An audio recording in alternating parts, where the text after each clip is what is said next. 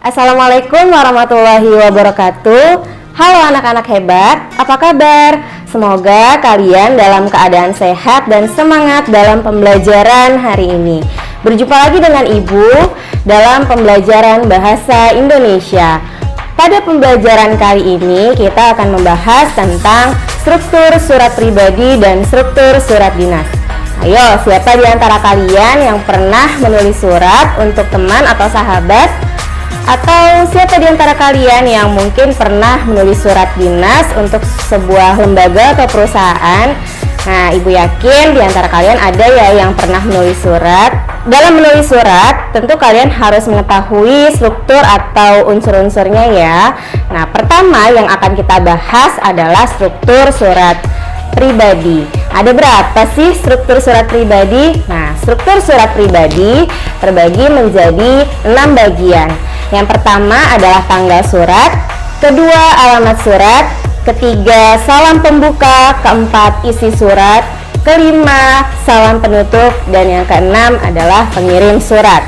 Mari kita bahas satu persatu ya, dan Ibu berikan contohnya. Struktur yang pertama adalah tanggal surat. Nah, pada surat pribadi, tanggal surat terdiri atas tanggal, bulan, dan tahun penulisan surat. Nah, biasanya pada surat pribadi itu ditambahkan nama kota penulis surat. Nah, pada contoh kalian bisa lihat yang ditandai dengan nomor 1 yaitu Yogyakarta 31 Januari tahun 2022. Struktur yang kedua adalah alamat surat. Nah, alamat surat pada surat pribadi berisi sapaan atau nama orang yang biasanya menandakan hubungan kedekatan dengan penulis surat, misalnya guruku, sahabatku, kakakku, atau ibuku. Nah, pada contoh kalian bisa lihat ditandai dengan nomor 2, yaitu untuk sepupuku Lutfia Sahi, Jalan Haji Mugeni 3, Jakarta. Nah, struktur yang berikutnya adalah salam pembuka. Nah, pada surat pribadi, salam pembuka biasanya bervariasi dan juga menggunakan bahasa sehari-hari.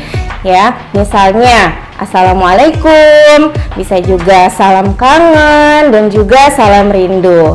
Nah, struktur berikutnya adalah isi surat. Pada surat pribadi, isi surat terbagi menjadi 3 bagian. Nah, yang pertama adalah pembuka surat, yang kedua inti surat, yang ketiga adalah penutup surat. Nah, pembuka pada surat pribadi biasanya berisi tentang menanyakan kabar, bisa juga berisi harapan dari penulis kepada penerima surat. Bagian inti surat biasanya berisi tentang pokok informasi yang ingin disampaikan penulis kepada penerima surat.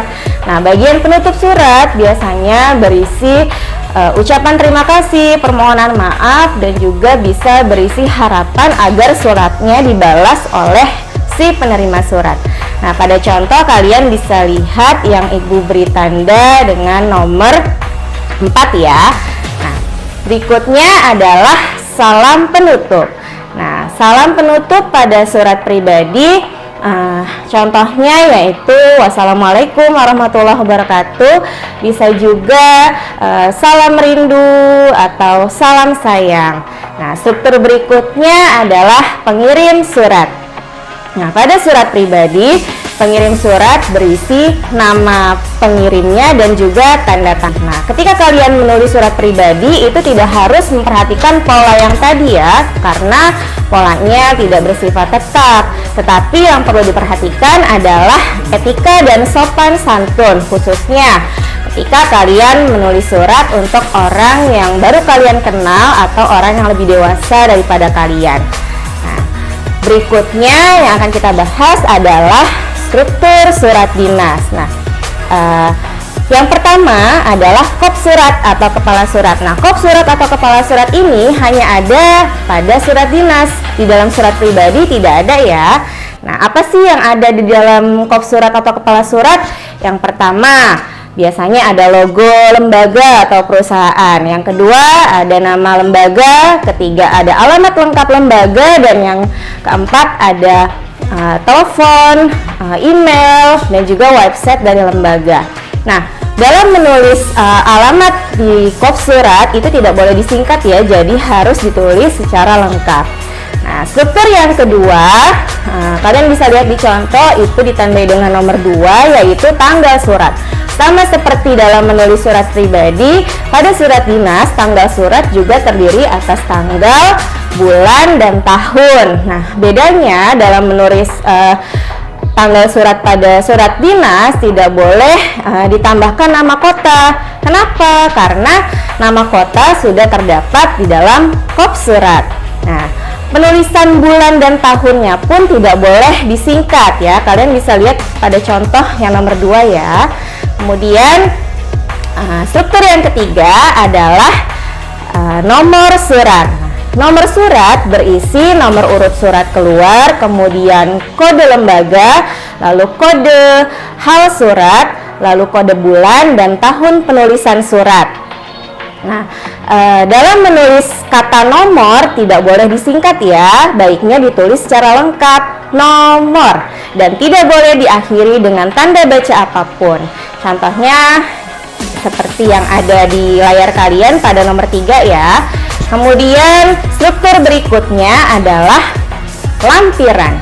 Nah, sama dengan penulisan nomor surat, kata lampiran juga tidak boleh disingkat, baiknya ditulis secara lengkap, lampiran. Namun jika memang harus disingkat, yaitu dengan kata lam diikuti dengan tanda titik gitu. Nah, penulisan angka jumlah berkas yang dilampirkan itu tidak boleh menggunakan angka ya, yaitu harus menggunakan huruf. Kalian bisa lihat pada contoh ya yang ditandai dengan nomor 4. Lalu struktur berikutnya adalah hal surat. Nah, penulisan hal surat harus menggunakan huruf kapital pada setiap awal kata kecuali kata tugas gitu ya.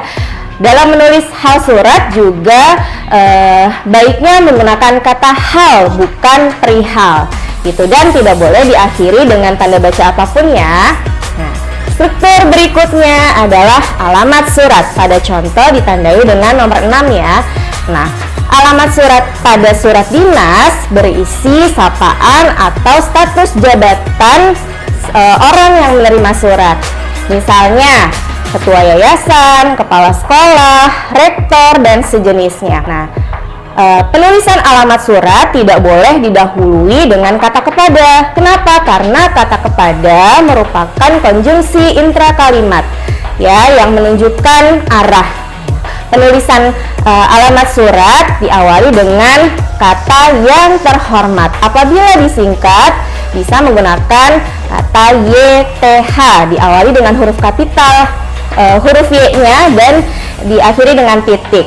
Nah, apabila tidak disingkat, ditulis secara lengkap, yang terhormat, tidak perlu diikuti dengan tanda titik. Bisa lihat seperti contoh ya yang Ibu tandai dengan nomor 6. Kemudian penulisan alamat juga tidak boleh diakhiri dengan tanda baca apapun ya. Nah, penulisan jalan pada alamat surat harus ditulis secara lengkap. Nah, struktur berikutnya pada surat dinas adalah salam pembuka. Nah, salam pembuka pada surat dinas ini bersifat resmi dan tetap ya. Namun ada beberapa surat dinas yang biasanya menggunakan salam pembuka Assalamualaikum warahmatullahi wabarakatuh. Namun yang umumnya digunakan adalah dengan hormat. Nah, dalam penulisan surat dinas ini salam pembukanya diakhiri dengan tanda baca koma. Ya, bisa kalian lihat pada contoh yang Ibu tandai dengan nomor 7. Nah, struktur berikutnya adalah isi surat. Sama seperti surat pribadi, isi pada surat dinas juga terbagi menjadi 3 bagian. Yang pertama pembuka, yang kedua inti surat, dan yang ketiga adalah penutup. Nah, pembuka surat pada surat dinas biasanya berisi hal-hal menarik yang ingin disampaikan penulis mengenai lembaga yang mengeluarkan surat. Ya, kemudian inti surat biasanya berisi uraian mengenai informasi-informasi pokok yang ingin disampaikan oleh penulis kepada penerima surat. Nah, bagian yang ketiga yaitu penutup surat. Penutup surat pada surat dinas biasanya berisi permohonan maaf, ucapan terima kasih dari penulis kepada penerima surat. Contohnya bisa kalian lihat ya, yang ibu tandai dengan angka atau nomor 8. Nah, struktur berikutnya adalah salam penutup. Nah, di dalam surat dinas, salam penutup ini juga bersifat resmi dan tetap ya. Misalnya hormat kami, hormat saya. Namun juga ada beberapa surat dinas yang menggunakan salam penutup wassalamualaikum warahmatullahi wabarakatuh. Nah, sama seperti salam pembuka, penulisan salam penutup juga diakhiri dengan tanda baca koma. Struktur yang berikutnya adalah pengirim surat. Nah, yang ibu tandai dengan nomor 10 pada contoh ya. Nah, penulis surat atau pengirim surat pada surat dinas biasanya terdiri atas nama jabatan, kemudian tanda tangan, lalu ada nama lengkap pengirimnya, kemudian ada nomor induk kepegawaian atau NIK, dan ada juga cap atau stempelnya ya. Kalian bisa lihat pada contoh ya. Lalu struktur yang terakhir pada surat dinas adalah tembusan. Nah, pada contoh tidak terdapat tembusan ya. Namun apa sih tembusan? Tembusan itu adalah pihak-pihak lain yang dikirimi surat yang sama oleh penulis surat dengan maksud untuk mengetahui isi surat tersebut. Ya, apabila tembusannya lebih dari satu orang, nah harus diberikan nomor urut gitu ya. Nah, demikian penjelasan mengenai struktur baik dari surat pribadi maupun surat dinas yang dapat Ibu berikan. Apakah kalian sudah paham mengenai materi yang Ibu jelaskan? Jika kalian belum paham, silakan kalian ulangi menonton video ini sekali lagi. Namun jika kalian sudah paham, semoga apa yang Ibu sampaikan dapat bermanfaat untuk kalian. Sampai jumpa pada pembelajaran berikutnya. Wassalamualaikum warahmatullahi wabarakatuh.